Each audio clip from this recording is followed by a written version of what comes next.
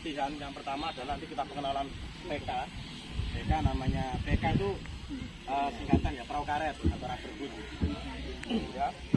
Yang kedua nanti ada kita latih juga motoris, bagaimana cara mengoperasikan mesin tempel dan sebagainya, bagaimana tekniknya. Lalu setelah kita sudah menguasai perahu karet dan motoris, nanti kita latihan ya. Kita lakukan latihan bagaimana penyelamatan korban tenggelam di perairan. Nanti di sini ada dua teknik, teknik driven dan teknik relate. Teknik mempertahankan dan teknik pelepasan itu seperti apa. Ya. Setelah sudah itu nanti kita juga ajarkan evakuasi. Ada evakuasi personal, ada evakuasi secara tim atau regu atau kelompok. Nanti bagaimana cara teknik hadel, bagaimana cara teknik train dan macam-macam. Ya. Tapi nanti di sini nggak bisa, hanya di tengah laut. Ya. Seperti itu. Terus bagaimana cara mengevakuasi dari air menuju ke dalam perahu, nanti semuanya kita akan ajarkan. Setelah semuanya di sana selesai, kita tahu korban ini tergeletak, korban ini perlu penindakan secara cepat. Maka kita ajarkan sedikit latihan RCP. Apa RCP ya? Tahu. Apa RCP? Revitalisasi jantung paru. Nah, jadi jantung dan paru. Ya. Seperti itu gambarannya. Jadi tekniknya RCP kita ajarkan juga, ya, seperti itu gambarnya. Nah, dari sini Bapak Ibu siap ya untuk bercemplung-cemplung ria ya? Siap. Mohon maaf, di sini ada yang PMS? Tidak ada? Ada Bu? Tidak ada ya? Ada? Oke. Ada atau tidak ada, nanti tetap ikut, namun tidak bisa masuk ke dalam air. Yang tidak PMS, mohon maaf, sebisa mungkin harus ikut nyemplung, tenang. Ya, kita nanti berkali pelampung, satu orang satu pelampung, ya. Nanti di sana kita ajarkan teknik-tekniknya. Jadi Bapak Ibu tidak perlu, kakak ya, kakak tidak perlu apa? Tidak perlu khawatir, tidak perlu gugup. Nanti semuanya teknik akan kita ajarkan. Intinya satu, ketika di perairan, instruksi apapun dari instruktur harus diperhatikan. Itu yang pertama. Terus yang kedua, jangan panik, ya. Kuasai diri kakak-kakak sekalian. Kita kakak panik, udah wes hancur semua. Cuma seperti itu. Karena nanti di perairan biotanya juga sangat banyak. Ada ubur-ubur, ada ikan pari, ada apa namanya, ada bulu babi, macam-macam. Kalau kena bulu babi pasti akan demam selama sekitar 10 hari. Saya pernah juga. Ya, jadi insya Allah nanti kita cari tempat yang santai, yang bebas dari biota laut, kita bisa melaksanakan kegiatan dengan lancar. Baik, dari sini ada pertanyaan atau ada usul saran? Kami persilakan. Cukup, Pak. Tidak ada? Cukup. Oke. Kalau cukup, kita langsung materi perahu karet. Nah, di sini merupakan perahu karet. Perahu karet itu bentuknya ada dua dan bahannya juga ada dua. Kalau bentuknya seperti ini namanya LCR, Landing Craft Rubber. Ya, LCR, Landing Craft Rubber. Kalau LCR ini dia sifatnya adalah statik. Karena apa? Karena tujuannya dibuat LCR ini adalah untuk perjalanan, untuk transporting. Ya, untuk melakukan transporting atau perjalanan. Ya, seperti itu. Makanya kalau ada perahu seperti ini biasanya dia dipakai untuk transporting, dipakai untuk perjalanan atau dipakai perjalanan dengan membawa ban. Ya. Kalau ini gambar seperti ini namanya LCR. Ada juga kan mungkin Bapak Ibu pernah ke Sungai Elo, ke Sungai Rafting atau di mana bentuknya bundar. Tidak ada kerututnya seperti ini. Ya, itu namanya perahu oval. Perahu oval itu memang dia dipakai untuk dinamis. Dia bisa melewati bebatuan atau halaman yang ada di sungai atau dimanapun. Kenapa? Karena dia di dasarnya, di decknya tidak ada deck seperti ini. Dia mau lewati batu seperti apapun, it's okay, gitu kan? Karena memang dia sifatnya dinamis, ya, dinamis.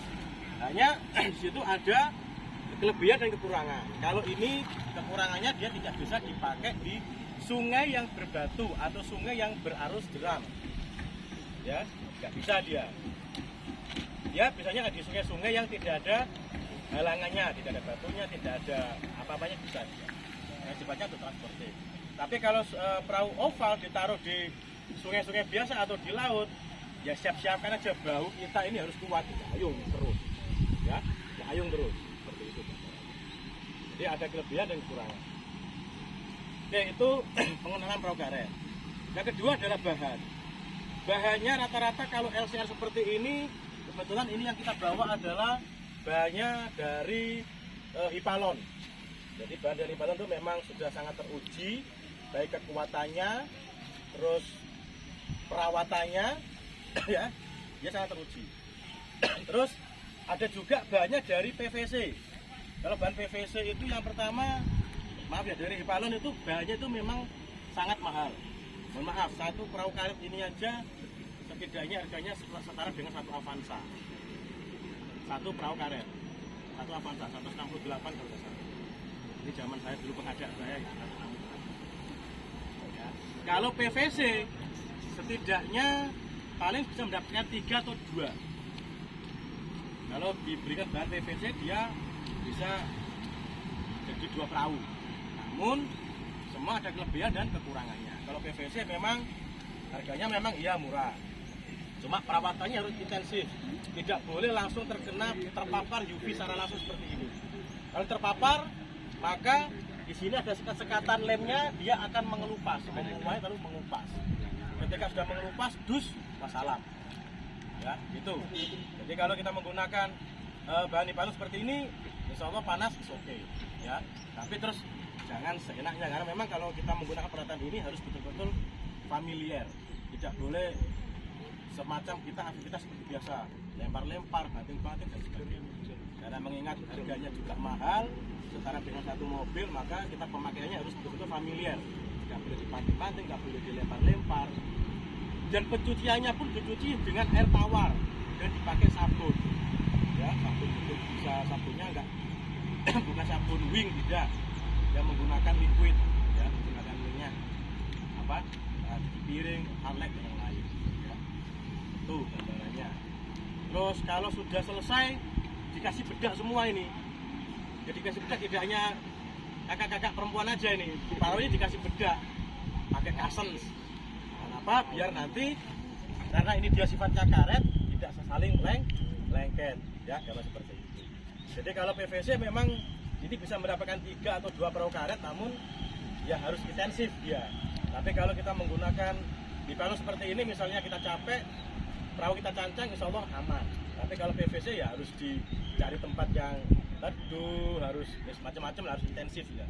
Tidak bisa dibiarkan, itu nggak bisa. Nah, gambar seperti itu. Karena memang bentukannya macam-macam, ya. Bahan maupun jenisnya semuanya macam-macam, ya. Itu gambarannya. Lalu selagi kisi-kisi kapal, yang pertama di sana, ya, depan adalah anjungan, yang di kanan kiri ini adalah bodinya, yang di belakang ini adalah bulitan, atau sebenarnya kalau di teman-teman bilang kalau di sini adalah kerucutnya, ya, kerucutnya. Lalu di sini ada tatakan perahu karet, maaf, di sini ada tatakan mopel itu adalah motor tempel. Ini bisa saya disebut dengan transom, ya, ini bisa disebut dengan transom. Bahannya biasanya lapisan dari berbagai macam kayu, ya, seperti ini. Ini kalau tidak salah pabrikasinya Jepang, karena dia menggunakan Asiles, ya. Oke. Lalu di sini ada deck beberapa part, ada 1, 2, 3, 4 dan 5. Kebetulan karena lunasnya dia menggunakan karet juga, ada juga yang menggunakan kayu lunasnya, karena ini nanti lunasnya menggunakan karet, jadi nanti kita perlu memompa. Ya, ada 1, 2, 3, 4, 5 bagian. Masing-masing kanan kirinya ada kunci. Nah, di sini adalah kuncinya. Ya, kanan kiri ini adalah kunci. Kalau pengen mendekat, dekat aja tidak masalah. Ya, silakan, santai aja. Ini adalah kunci-kuncinya. Ya, kalau ini kuncinya disopot, sudah dia akan langsung melingkup seperti ini. Ya. Paham ya di sini ya? Jadi di sini ada lanjungan, bodi, adalah buritan. Oke, yang ini adalah transom. Transom adalah untuk dibuka motor tempel. Biasanya satu unit